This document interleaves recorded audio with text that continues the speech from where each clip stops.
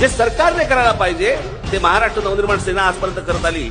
महाराष्ट्रातल्या मराठी मुलांना मुलींना नोकऱ्यांमध्ये प्राधान्य मिळवण्यासाठी म्हणून जिकडे जिकडे होईल शक्य तिकडे आम्ही सगळ्यांनी प्रयत्न केले, नोकऱ्या मिळाल्या। सरकार काय करते? या राज ठाकरेच्या हातामध्ये सरकार नसताना जर समजा ही पावलं आम्ही उचलू शकतो, उद्या जर समजा तुम्ही माझ्या हातामध्ये सरकार दिलं, सत्ता दिली, आम्ही काय महाराष्ट्रामध्ये करून ठेवू हे लक्षात ठेवा।